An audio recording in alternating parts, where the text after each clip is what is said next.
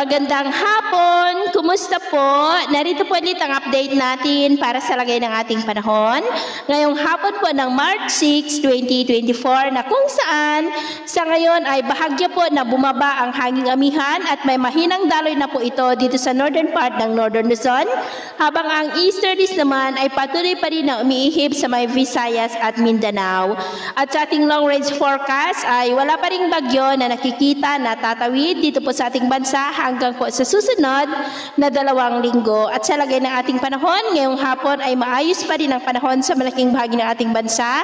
Maliban lamang po sa mga tsansa ng maulap na kalangitan na may mga pulupulong pag-ulan sa ilang bahagi ng Zamboanga Peninsula, Lanao Provinces, Maguindanao, South Cotabato, Sarangani at ilang bahagi po ng Davao. At sa susunod na mga oras ay maayos pa rin ang panahon sa malaking bahagi ng ating bansa, maliban lamang sa mga tsansa pa rin ng mga isolated rains,